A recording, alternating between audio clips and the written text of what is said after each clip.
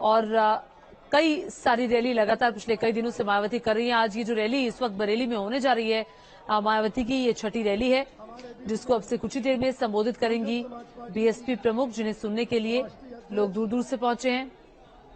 जैसे ही मायावती का संबोधन होगा आपको लिए चलेंगे। फिलहाल वक्त एक छोटे से ब्रेक का।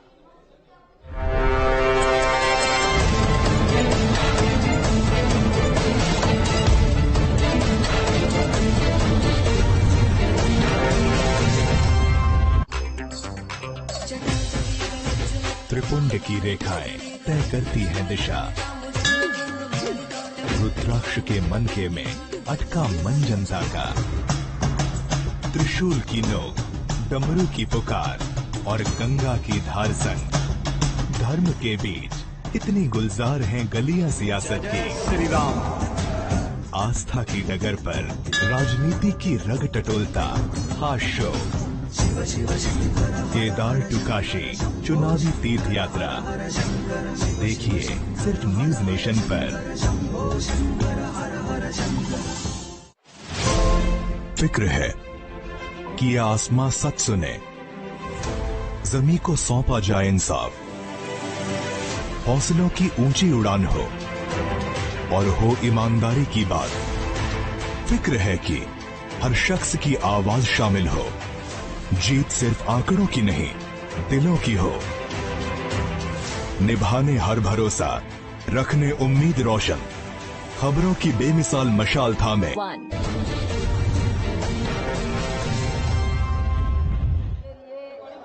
हो रहे आम चुनाव में कोरोना नियमों का पालन करते हुए अपनी पार्टी के बरेली मंडल के उम्मीदवारों के समर्थन में मुझे सुनने के लिए यहाँ इकट्ठा हुए हैं, तो उसके लिए मैं आप सभी लोगों का हार्दिक दिल से आभार प्रकट करती हूँ।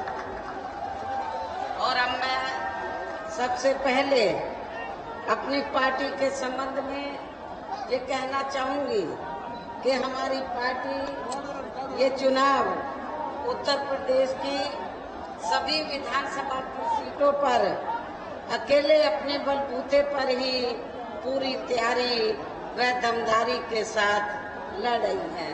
इसके साथ ही यहाँ सन 2007 की तरह फिर से अपनी पार्टी की पूर्ण बहुमत की सरकार बनाने के लिए लड़ रही है, ताकि आपको वर्तमान में भाजपा के चल रहे जातिवादी, संकीर्ण, अहंकारी व तानाशाही वाले शासन से मुक्ति मिल सके।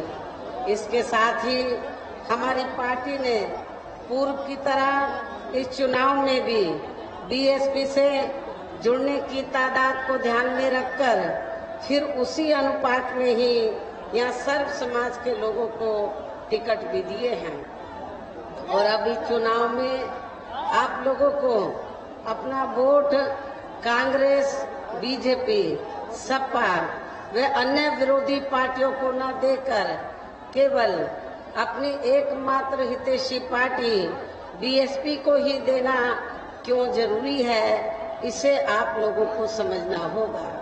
हालांकि इस संदर्भ में आप लोगों को ये मालूम है कि आजादी के बाद शुरू में काफी लंबे समय तक केंद्र व उत्तर प्रदेश सहित देश के अधिकांश राज्यों में भी कांग्रेस पार्टी की ही अकेले यहाँ सरकारें रही हैं, किंतु इनकी गलत नीतियों एवं गलत कार्य प्रणाली की वजह से ही अब ये पार्टी केंद्र व काफी राज्यों के साथ साथ यहाँ उत्तर प्रदेश की सत्ता से भी बाहर हो चुकी है।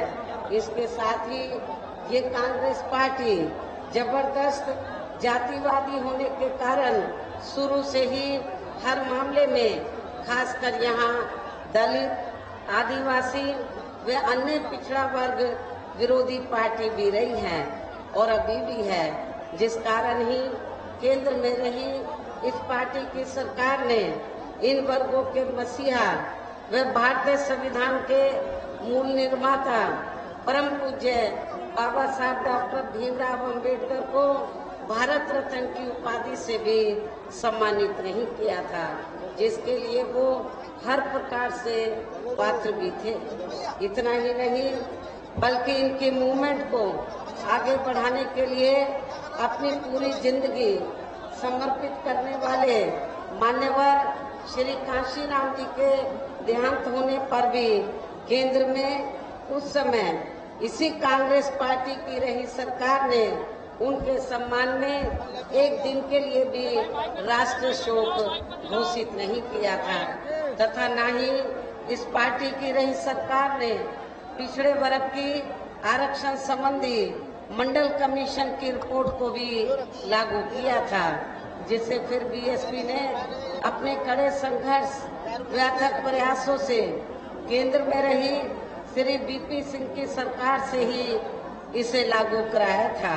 साथ ही इसी सरकार ने ही बाबा साहब डॉक्टर भीमराव अंबेडकर को भी भारत रत्न की उपाधि से सम्मानित किया गया था।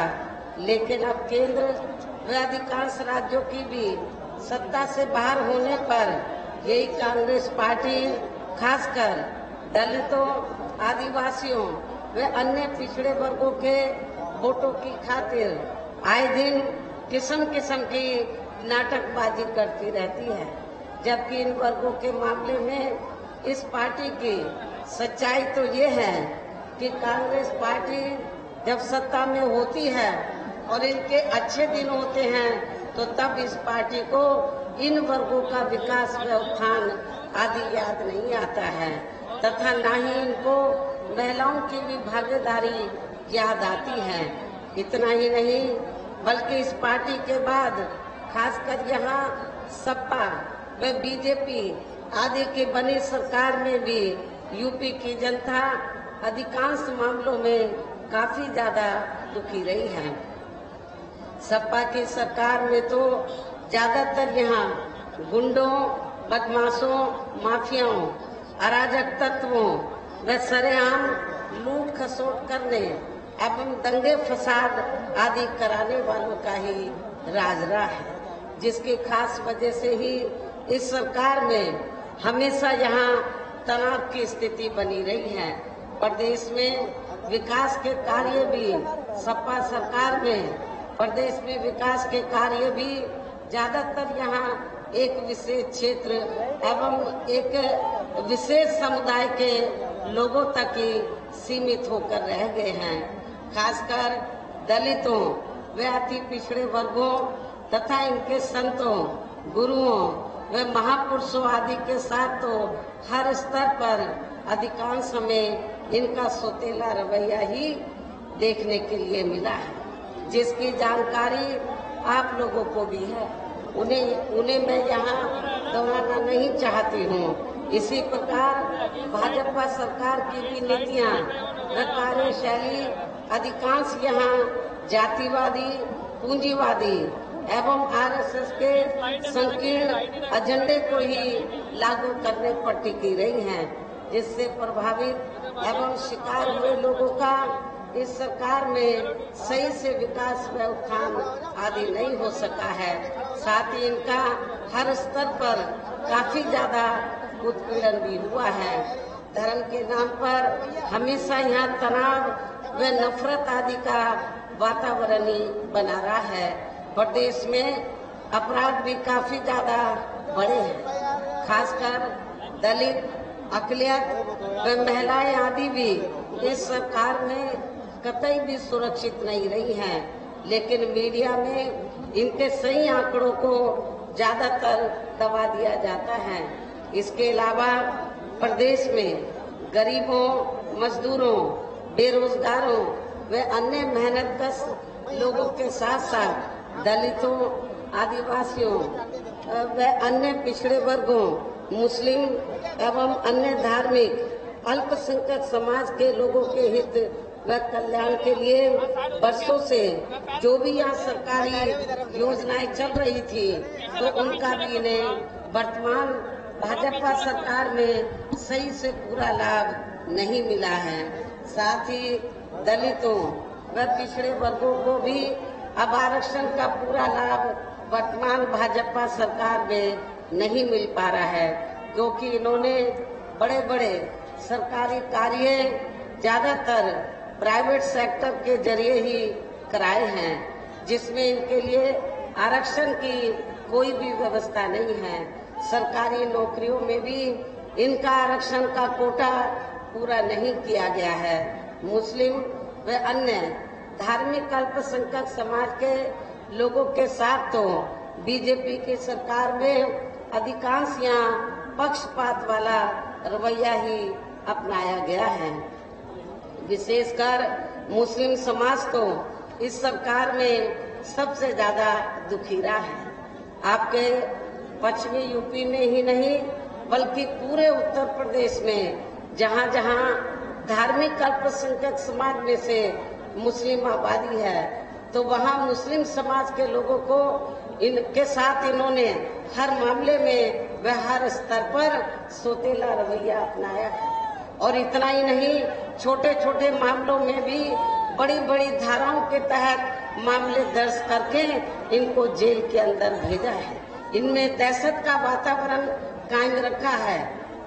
वर्तमान भाजपा सरकार में तो जो खासकर मुस्लिम समाज के लोगों में दहशत इनमें पैदा की गई है, डर, भय, दहशत। और ये हमेशा इस सरकार में ये महसूस करते रहे हैं कि कब इनके जान माल व मजहब को ये लोग क्षति पहुंचा दें। ये सब मुस्लिम भाइयों को मालूम है।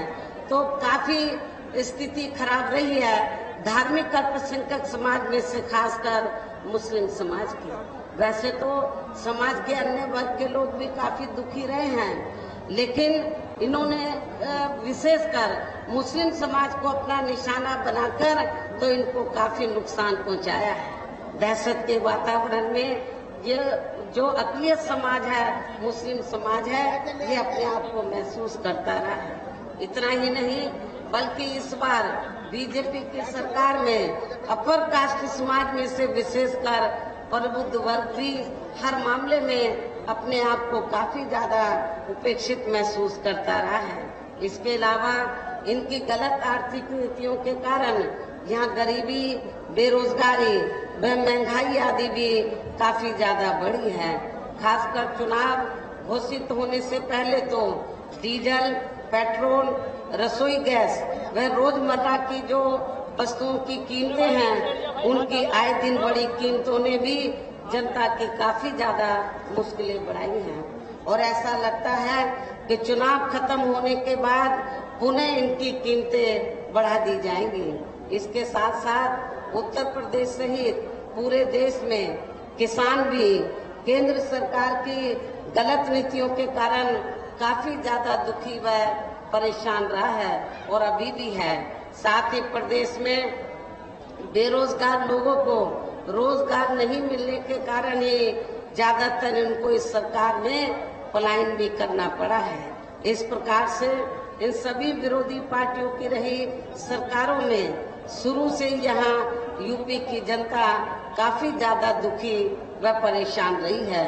विशेषकर कोरोना महामारी के दौरान तो इन सभी की हालत और भी ज्यादा खराब हो गई है।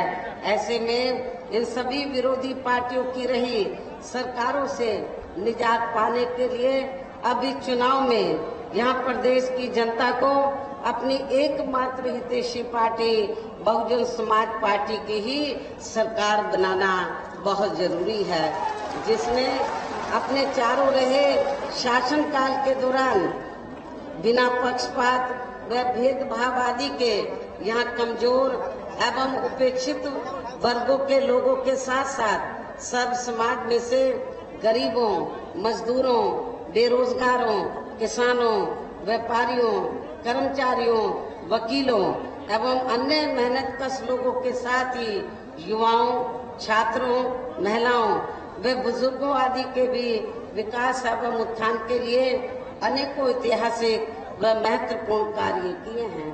और इस बार सरकार बनने पर वो सभी कार्य फिर से शुरू किए जाएंगे, ये भी मैं आप लोगों को विश्वास दिलाना चाहती हूँ। इसके अलावा बीएसपी की रही सरकार में दलित एवं अन्य पिछड़े वर्गों में जन्मे अपने महान संतों, गुरुओं वे महापुरुषों आदि को भी विभिन्न रूपों में पूरा आदर सम्मान दिया गया है।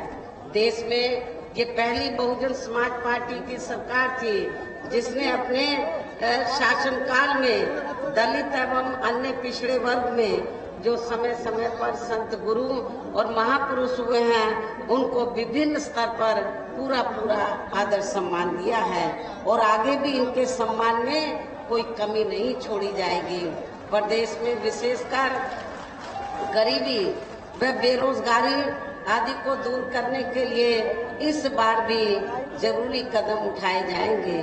मैं आप लोगों को ये विश्वास दिलाना चाहती हूँ, चाहे सपा पावर में रही हो या बीजेपी, लेकिन आप लोगों को रोटी रोजी के साधन नहीं मिले। जब बीएसपी पावर में रही है तो आप लोगों को बड़े पैमाने पर रोटी रोजी के साधन मिले हैं और मेरी गवर्नमेंट में तो जो लोग पूर्व की सरकारों में रोटी रोजी के लिए पलायन करके बाहर के राज्यों में चले गए थे वो सब वापस आ गए थे, अधिकांश वापस आ गए थे। तो मैं आप लोगों को ये विश्वास दिलाना चाहती हूँ, जब इस बार बीएसपी पावर में आ जाएगी तो आप लोगों को खास तौर से जो नौजवान जो बेरोजगार लोग हैं उनको रोटी रोजी के साधन जरूर दिए जाएंगे। साथ ही किसानों को भी किसी भी मामले में निराश नहीं होने दिया जाएगा। किसानों को उनकी उपज का वाजिब दाम मिलेगा और उनको खेती करने के लिए साधन भी सस्ते उपलब्ध कराए जाएंगे। इसके अलावा आपके बरेली मंडल की जो भी यहाँ स्थानीय समस्याएं होंगी तो उन्हें भी दूर करने का पूरा प्रयास किया जाएगा। इसके साथ साथ केंद्र व यूपी सरकार के भी विवादित नियमों व कानूनों को यहाँ लागू नहीं होने दिया जाएगा। इसके साथ ही बीएसपी की सरकार बनने पर यहाँ बीजेपी व सपा आदि के शासनकाल की तरह कानून व्यवस्था को किसी भी कीमत पर खराब व लचर नहीं होने दिया जाएगा तथा हर स्तर पर यहाँ कानून द्वारा कानून का राज ही कायम किया जाएगा। जाति व धर्म के आधार पर यहाँ लोगों का किसी भी प्रकार से शोषण व उत्पीड़न आदि नहीं होने दिया जाएगा, जैसा कि वर्तमान भाजपा सरकार में हो रहा है। खासकर कानून व्यवस्था को बेहतरीन बनाने के लिए विशेष अभियान के तहत व दलगत राजनीति से ऊपर उठकर यहाँ गुंडों, बदमाशों, माफियाओं व अन्य आपराधिक एवं अराजक तत्वों को भी जेल की सलाखों के अंदर भेजा जाएगा। जहां मेरी सरकार में इनकी जेल के बाहर नहीं बल्कि जेल के अंदर ही सही जगह होती है। इतना ही नहीं बल्कि वर्तमान भाजपा सरकार ने जाति, धर्म, राजनीतिक द्वेष की भावना के तहत जिन लोगों को खासकर धरना प्रदर्शन आदि के नाम पर जबरदस्ती गलत धाराओं में फंसा के उन पर अनेकों केस चलाए हुए हैं, तो उन मामलों की भी सही से जांच करा के उनके केस भी खत्म कर दिए जाएंगे। अर्थात वर्तमान भाजपा सरकार में प्रदेश की जेलें जो अधिकांश ऐसे लोगों से भर दी गई हैं, तो उन्हें खाली करा के केवल यहाँ आपराधिक तत्वों को ही रखा जाएगा। इसके अलावा प्रदेश में खासकर शिक्षा के क्षेत्र में व अन्य और विभागों के भी कर्मचारी जो आए दिन अपनी मांगों को लेकर धरना प्रदर्शन एवं हड़ताल आदि करते रहते हैं, तो उन सभी मामलों को निपटाने के लिए एक आयोग का गठन किया जाएगा और उनकी सही मांगों को मान लिया जाएगा। इसके साथ साथ मैंने पार्टी के विभिन्न कार्यक्रमों के दौरान सर्वजन हिताय व सर्वजन सुखाय को लेकर जो भी कार्य करने के लिए कहा है, तो उन पर भी जरूर अमल किया जाएगा। लेकिन ये सभी कार्य करने के लिए इस चुनाव में यहाँ बीएसपी को सत्ता में लाना बहुत जरूरी है।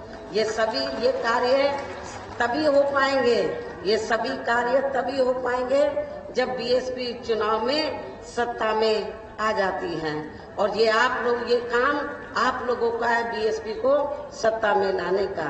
लेकिन इसके लिए अपनी पार्टी के लोगों को वोट पड़ने तक यहाँ सभी विरोधी पार्टियों के साम दाम दंड भेद आदि हथकंडों से भी जरूर सावधान रहना है। और इस मामले में विरोधी पार्टियां चुनाव होने से कुछ समय पहले व चुनाव के दौरान भी अपने अपने पक्ष में हवा बनाने के लिए खासकर मीडिया व ओपिनियन पोल एवं सर्वे आदि का जो बड़े पैमाने पर गलत इस्तेमाल करती हैं, तो उससे आप लोगों को बिल्कुल भी गुमराह नहीं होना है। जैसे आप लोगों को मालूम है कि जब यूपी में सन 2007 में विधानसभा के आम चुनाव हुए थे, तो उस दौरान भी ओपिनियन पोल बीएसपी के बारे में क्या बता रहे थे कि बीएसपी नंबर 3 पर रहेगी, ये बता रहे थे ओपिनियन पोल। लेकिन जब रिजल्ट आया तो मीडिया में जो ओपिनियन पोल आया वो धरा का धरा रह गया।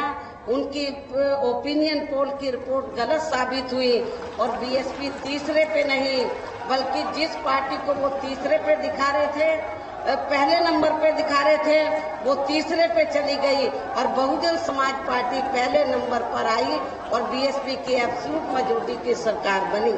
इसलिए मेरी आप लोगों से ये दरखास्त है, अपील है कि ये जो ओपिनियन पोल सर्वे आदि दिखाए जा रहे हैं, तो आप लोगों को इस चुनाव में सन 2007 की तरह फिर से इसे गलत साबित करना है और बीएसपी की पूर्ण बहुमत की सरकार आप लोगों को बनाना है।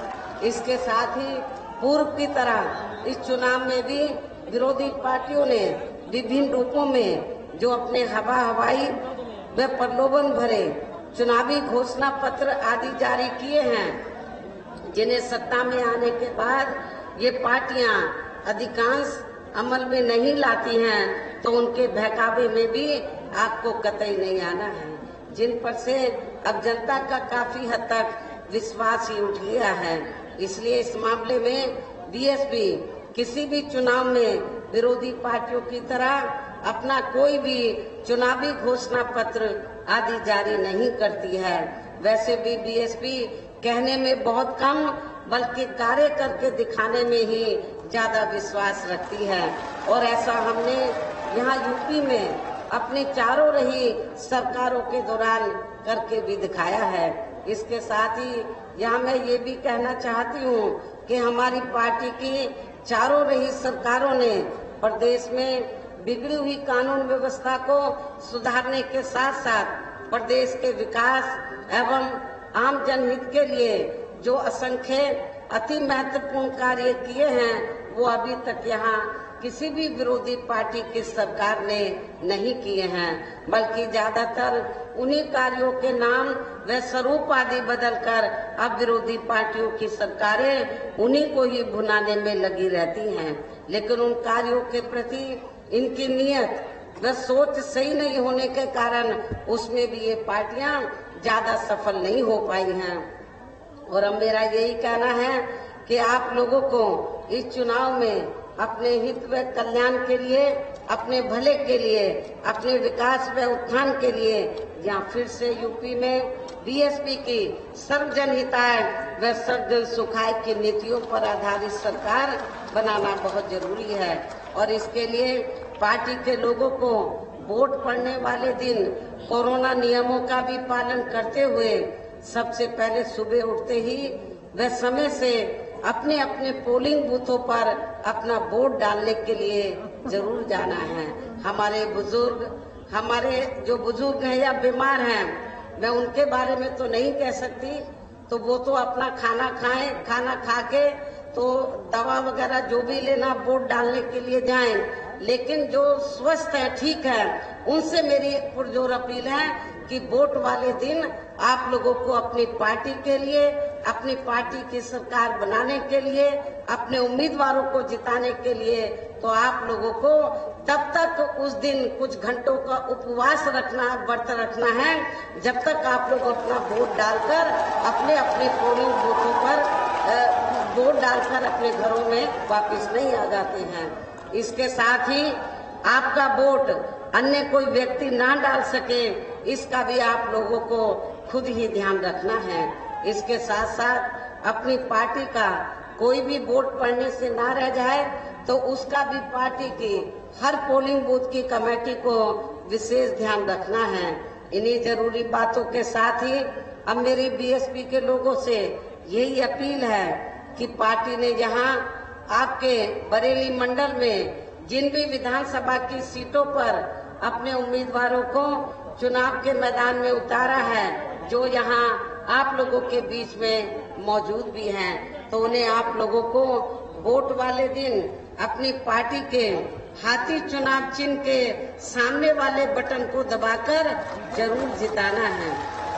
और फिर से आपको यहाँ सन 2007 की तरह ही बीएसपी की अपनी पूर्ण बहुमत की सरकार जरूर बनाना है।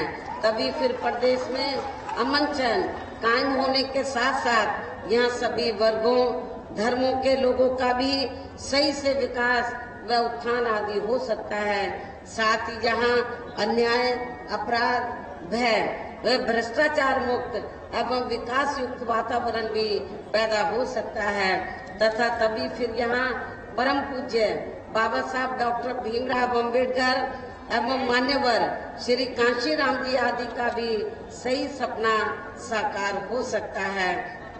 इस उम्मीद के साथ ही अब मेरा यही कहना है कि आपके बरेली मंडल में तो वैसे तो सब समाज के लोग रहते हैं, बरेली मंडल में सभी वर्गों के लोग रहते हैं, सभी धर्मों के लोग रहते हैं, लेकिन यहाँ बरेली मंडल में मुस्लिम आबादी काफी ज्यादा है।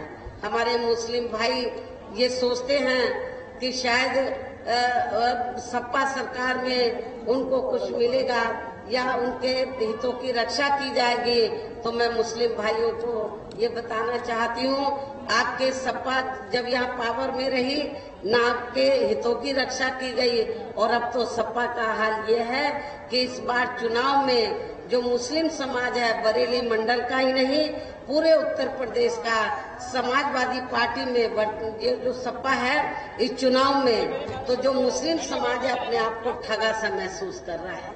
पूरे 5 साल तक मुसलमानों से तो समाजवादी पार्टी ने उनसे अपनी पार्टी के लिए सेवाएं ली, लेकिन जब टिकट देने की बात आई तो उनको उनकी आबादी के हिसाब से उनको टिकट नहीं दिया गया, उनकी संख्या के हिसाब से उनको उचित प्रतिनिधित्व नहीं दिया गया। तो मुस्लिम भाइयों को मैं बताना चाहती हूँ, हमने अकेले बरेली मंडल में ही नहीं बल्कि पूरे उत्तर प्रदेश में जहाँ जहाँ मुस्लिम आबादी ज्यादा है, हमने उनको टिकट देने के मामले में उचित भागीदारी दिया है। और मैं उनको ये भी विश्वास दिलाना चाहती हूँ, जब बीएसपी पावर में आ जाएगी तो आपके हितों का हर मामले में हर स्तर पर पूरा ध्यान रखा जाएगा। आपके साथ पक्षपात या भेदभाव वाला वातावरण आपके साथ वातावरण तैयार नहीं किया जाएगा।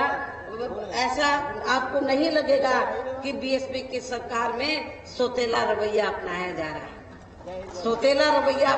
रहा है, भेदभाव वाला रवैया अपनाया जा रहा है। ऐसे मुस्लिम समाज के लोगों को नहीं लगेगा। वैसे तो हमारी पार्टी सब जनहिताय व सब जन सुखाई की है, सभी धर्मों सभी वर्गों के लोगों का एक समान ध्यान रखती है, लेकिन किसी की उपेक्षा नहीं करती है, किसी भी समाज की या किसी भी धर्म के लोगों की उपेक्षा नहीं करती है। ये भी मैं आप लोगों को विश्वास दिलाना चाहती हूँ। और वैसे भी बरेली मंडल के जो लोग हैं तो उनका मेरे से विशेष लगाव है, तो बरेली मंडल के लोगों का और खास तौर से जो बदायूं जिला है तो जिसको बहुत पिछड़ा हुआ जिला मान के चलते थे, तो जब बीएसपी की सरकार बनी तो हमने उसका विकास भी किया। लेकिन इस पश्चिमी यूपी में बरेली जिले के लोगों, बरेली मंडल में बदायूं जिले के लोगों ने कहा कि बहन जी यहाँ से विधानसभा का आम चुनाव उनको लड़ना चाहिए। आज से कई चुनाव पहले जब वहाँ के लोगों की दिल्ली तमन्ना थी, तो मैंने वहाँ से जब चुनाव लड़ा था उन्होंने मुझे जिताकर भेजा। इसलिए कुछ ज्यादा ही लगाव है बरेली मंडल के लोगों से और खास तौर से बदायूं जिले के लोगों से।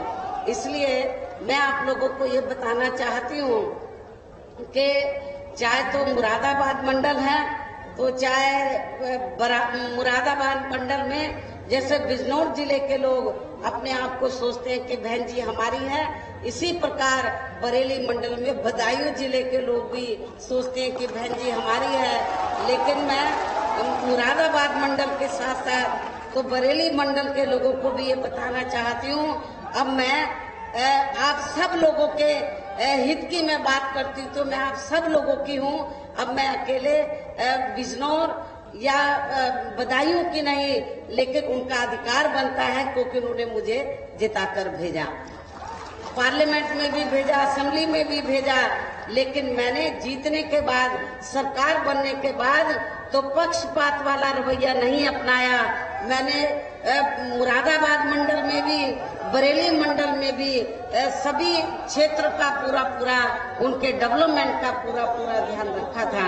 इसलिए मेरा आप लोगों को यही कहना है, बरेली मंडल के लोगों को, तो चाहे शाहजहांपुर है, चाहे पीलीभीत है, चाहे बरेली जिला है, चाहे बदायूं जिला है, जब बीएसपी पावर में आ जाएगी तो आपके बरेली मंडल के सभी जिलों का पूरा ध्यान रखा जाएगा, उनके विकास और उत्थान का। और इन चारों जिलों में जो रहने वाले लोग हैं उनकी सभी समस्याओं का उनका जरूर समाधान किया जाएगा। ये भी मैं आप लोगों को विश्वास दिलाना चाहती हूँ।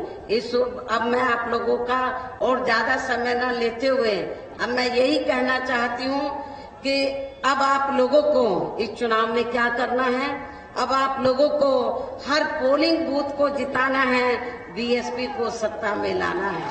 हर पोलिंग बूथ को जिताना है, बीएसपी को सत्ता में लाना है। वैसे आज आप लोगों के जोश को देखकर मुझे ऐसा लग रहा है कि आप लोग बीएसपी के नेतृत्व में अपनी 5वीं बार सरकार जरूर बनाएंगे। आप लोगों का जो जोश है उसको देखकर ऐसा लग रहा है कि आप लोग बीएसपी के नेतृत्व में 5वीं बार अपनी सरकार जरूर बनाएंगे और अपनी बहन जी को 5वीं बार उत्तर प्रदेश का मुख्यमंत्री जरूर बनाएंगे। ऐसा मुझे आप लोगों के जोश और खरोश को देखकर ऐसा लग रहा है। इस विश्वास के साथ ही अब मैं पुनः अपनी पार्टी के सभी उम्मीदवारों को जिताने के पुरजोर अपील करते हुए अपनी बात यही समाप्त करती हूँ। जय भीम व जय भारत। बहुजन समाज पार्टी जिंदाबाद। तो मायावती को आप सुन रहे थे बरेली में ये जनसभा को संबोधित करते हुए, और साथ ही ये भी कहा कि आप लोगों के जोश को देखकर मुझे लग रहा है कि इस बार बीएसपी की सरकार जरूर बनेगी। बरेली मंडल के जितने भी उम्मीदवार हैं वो सब मौजूद थे, उनके पक्ष में वोट की अपील करती हुई मायावती। वक्त एक छोटे से